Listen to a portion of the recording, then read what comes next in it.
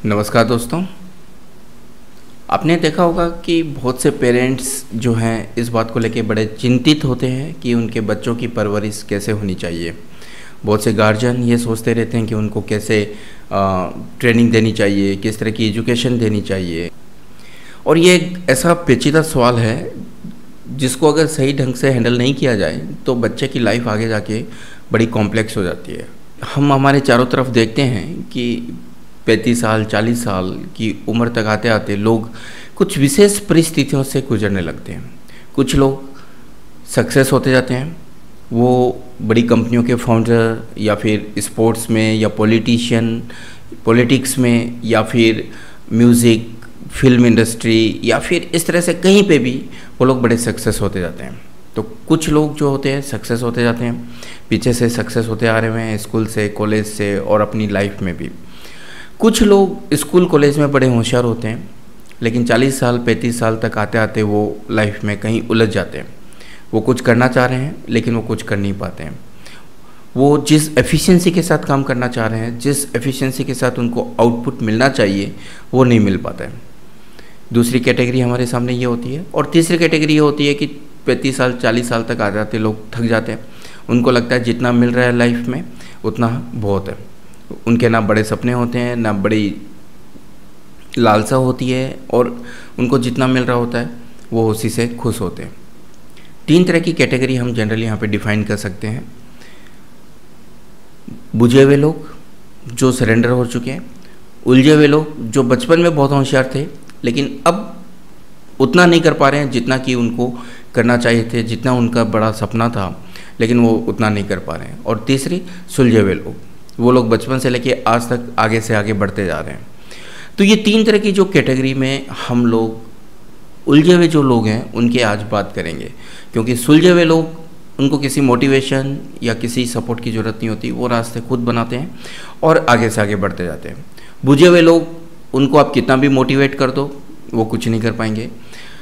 तो यहाँ पे हम लोग बात करेंगे ऐसे लोगों की जो स्कूल कॉलेज लाइफ में बहुत अच्छे थे, बहुत अच्छा परफॉर्म कर रहे थे इस एकेडमिक्स में, स्पोर्ट्स में, कल्चर में, लेकिन 35 साल 40 साल तक आते आते जीवन में उनको लगता है कि वो अब लाइफ से थक चुके हैं या फिर कुछ करना चाह रहे हैं लेकिन नहीं हो पा रहा है।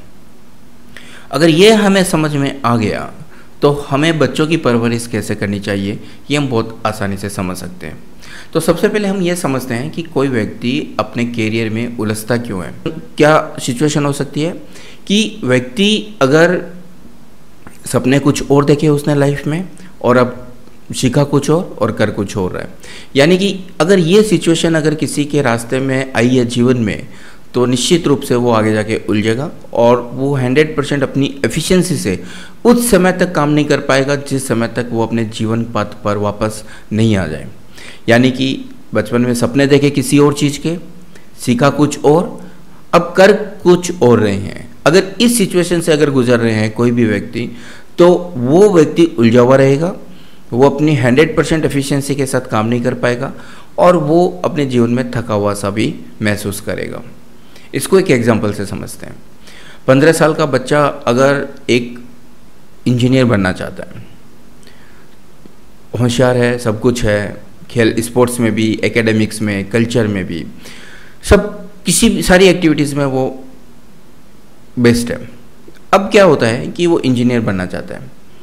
अब वो इंजीनियर मान लीजिए ऑटोमोटिव या फिर एनर्जी सेक्टर का बनना चाहता है लेकिन उसको ब्रांच सिविल इंजीनियरिंग की मिले तो क्या होगा कि वो 4 साल इंजीनियरिंग करेगा।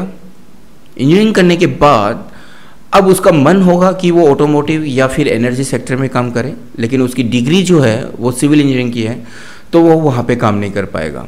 अब क्या होगा कि जब वो 25 साल की उम्र तक आएगा इस तरह से सोचते काम करते करते, तो न तो वो सिविल में काम कर पाएगा न वो एनर्जी में काम कर पाएगा। सिविल में काम इसलिए नहीं कर पाएगा क्योंकि वहाँ पे मन नहीं लग रहा है, क्योंकि उसके सपने कुछ और थे। एनर्जी में इसलिए काम नहीं कर पाएगा क्योंकि सपने तो उसके एनर्जी के हैं, काम वो एनर्जी में करना चाहता है, लेकिन उसकी जो कैपेसिटी है, उसकी जो स्किल है, उसकी जो इंजीनियरिंग है वो उस डोमेन की नहीं है। तो वहाँ पे उसको ना तो जॉब मिलेगी ना वो वहाँ पे बिजनेस शुरू कर पाएगा और इस तरह से 30-35 साल तक आते आते वो उलझ जाएगा। ये situation most of the candidates के साथ होती है, उन सारे लोगों के साथ होती है जो 35-40 साल की उम्र में अपने आप को उलझे हुए महसूस कर रहे हैं या फिर फुल कैपेसिटी के साथ काम नहीं कर पा रहे हैं। ये एक छोटा सा एग्जाम्पल था। उनका सपना कुछ और हो सकता है, उन्होंने सीखा कुछ और काम किसी और डोमेन में कर रहे हैं। तो अब अगर हम किसी भी बच्चे को अगर ऐसी ट्रेनिंग दें कि वो अपनी लाइफ में हमेशा आगे से आगे बढ़े, तो फिर उसको इस तरह से ट्रेन करना चाहिए कि उसके जो सपने हैं वो हमें समझ में आने चाहिए कि वो उनके सपने क्या हैं, उसका इंटरेस्ट क्या है, वो किस रास्ते में आगे बढ़ना चाहता है, उसको अपनी लाइफ में क्या हासिल करना है। हमें फिर as a parent, as a guardian उसको उसी से रिलेटेड जो है एजुकेशन दिलानी चाहिए। अगर हमने उसको कुछ और सिखा दिया, हमारे सपने को पूरा करने के लिए अगर उसको इंजीनियर बनाने या डॉक्टर बनाने के लिए अगर उसको इस में घसीट दिया, और अगर उसका म्यूज़िक में अगर कैरियर बनाने को है, म्यूज़िक में अगर उसको अच्छा लग रहा है, तो वो कभी खुश नहीं हो पाएगा। तो यहाँ पे जो उसके सपने हैं, उन सपनों को एक्सप्लोर करते हुए उसको उसी डोमेन की जो है स्किल दिलानी चाहिए, और फिर आगे जाके वो उसी डोमेन में काम करे, तो ही व्यक्ति जो है आगे से आगे सक्सेस हो सकता है और वो लाइफ में जो है उलझेगा नहीं। अब यहाँ पे हम बात करते हैं बुझे हुए लोग, यानी ऐसे लोग जो सरेंडर हो चुके हैं। 30 साल, 35 साल, 40 साल की उम्र तक आते आते लोग जो हैं सरेंडर हो चुके हैं। उनको जितना मिल रहा है वो उसी से खुश हैं, उनके बड़े सपने भी नहीं हैं। वो लोग अपने टाइम को, जो उनको घर से ऑफिस से जो टाइम मिलता है, वो लोग वेब सीरीज़ देखने में, टीवी सीरियल देखने में, या फिर गेम देखने में, या गॉसिप में इधर उधर पास करते हुए आपको मिलेंगे। ऐसे लोग अगर आपको मिलते हैं तो इसका मतलब यह है कि उनके सपने अब ख़त्म हो चुके हैं, सपनों की एक लेवल जो है वो अटेन हो चुका है। अब उनके बड़े सपने नहीं हैं और उनके पास अब करने के लिए कुछ भी नहीं है। ऐसे लोग जो बुक्स पढ़ रहे हैं, मूवीज़ देख रहे हैं, वेब सीरीज़ देख रहे हैं, लेकिन अंदर से बड़े बेचैन हैं, उनके पास करने के लिए कुछ नहीं है कि इसलिए वो इन सारी चीज़ों में बिजी हैं, लेकिन वो अंदर से बड़े बेचैन हैं। अगर ऐसे लोग हैं तो इसका मतलब यह है कि उनके सपने अभी भी अधूरे हैं, वो अपने सपनों के लिए काम कर रहे हैं, लेकिन उनके पास में रास्ते नहीं हैं। जब रास्ते नहीं होते हैं और काम करना चाहते हैं तो मन में बड़ी बेचैनी होती है, क्योंकि हमें पाथ नहीं मिल रहा होता है, हमें रास्ते नहीं मिल रहे होते हैं, और हम इधर भागते रहते हैं, कुछ वेबिनार, सेमिनार अटेंड करते रहते हैं, वीडियोस देखते रहते हैं, कुछ सीखने की कोशिश कर रहे हैं, कुछ रास्ते बनाने की कोशिश कर रहे हैं। अगर इस सिचुएशन से अगर आप गुजर रहे हैं या कोई व्यक्ति गुजर रहे हैं, तो इसका मतलब है कि वो आगे जाके कुछ बड़ा करने वाला है। और तीसरी जो कैटेगरी है, तीसरा जो फेज़ है, वो है सुलझे हुए लोगों का। सुलझे हुए लोगों को किसी भी तरह के मेंटरिंग की, किसी भी तरह की गाइडेंस की जरूरत नहीं रहती, वो अपने रास्ते में आगे से आगे बढ़ते जाते हैं। अब ये 3 तरह की सिचुएशन हमारे सामने क्यों आती है? लोग बुझे हुए, उलझे हुए और सुलझे हुए क्यों होते हैं? ये अगर हमें समझ में आ गया तो हम हमारे बच्चों को इस तरह से ट्रेनिंग दे सकते हैं कि वो लाइफ में हमेशा आगे से आगे जाए। प्रकृति ने हमें जो संसाधन दिए हैं, जो शक्तियाँ दी है, अगर हम लोग उनको देखें तो हमें एक मन की शक्ति दी है जो हमारे सपनों का निर्माण करती है। ये हमें हमारे माता पिता से मिलती है। आपके मन की शक्ति जितनी मजबूत होगी, आपके सपने उतने ही मजबूत होंगे। आगे जाके आपके रास्ते अगर उलझ भी गए तो आप थकोगे नहीं और काम करते हुए आगे से आगे बढ़ते जाओगे। हमेशा रास्ते निर्माण के लिए आप मेहनत करते जाओगे। तो मन की शक्ति अगर मजबूत है तो व्यक्ति हारेगा नहीं, थकेगा नहीं। तो बच्चे को मन की शक्ति मजबूत होनी चाहिए, और मन की शक्ति मजबूत होने के लिए उसके माता पिता से उसको बहुत अच्छा प्रेम और उसकी संस्कार मिलने चाहिए। इसके बारे में हम डिटेल में फिर कभी बात करेंगे कि मन के संस्कार हमें कैसे मिलते हैं और मन के संस्कारों से हम हमारे जीवन का कैसे निर्माण करते हैं। दूसरी जो शक्ति होती है कि आपने देखा होगा कुछ लोग कुछ देर काम करते हुए थक जाते हैं, कुछ लोग 18-18 घंटे काम करते हैं, जैसे मोदी जी हो गए, जवाहरलाल नेहरू जी हो गए।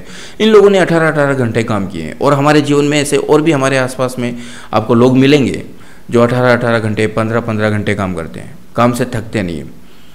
ये लोग, उनकी तन की शक्ति जो होती है बड़ी मजबूत होती है, और ये लोग एक्शन ओरिएंटेड होते हैं, इनके सपने बड़े होते हैं, मन मजबूत होता है, तन मजबूत होता है और ये लोग काम करते जाते हैं। तीसरी शक्ति हमारे साथ में जो होती है वो बुद्धि की शक्ति होती है। बुद्धि की शक्ति से हम लोग ये डिफाइन करते हैं, हमारे साथ ये होता है कि हम किसी भी परिस्थितियों में किस तरह के निर्णय लेते हैं। जितने मजबूत निर्णय हम जीवन में लेंगे हमें सफलताएं उतनी ज़्यादा मिलेगी। तो ये 3 तरह की शक्तियाँ हमारे साथ में होती है और 3 तरह के डोमेन हमारे साथ में होते हैं। तो जिस व्यक्ति को अपने माता पिता से मन की शक्ति नहीं मिली, तन की शक्ति नहीं मिली, वो व्यक्ति थका हुआ रहेगा, 35 साल 40 साल की उम्र तक आते आते थक जाएगा।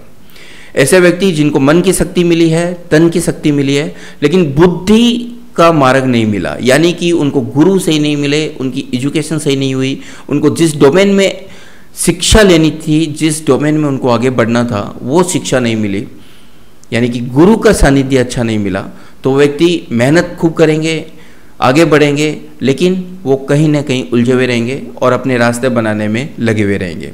तीसरे, अगर मन की शक्ति भी मजबूत है, तन की शक्ति भी मजबूत है और उनको गुरु भी अच्छे मिले हैं जो उनके सपनों को उनकी शिक्षा के साथ तालमेल बिठा के जीवन पाथ बना दिया, ऐसे लोग जीवन में सफल होते चले जाएंगे।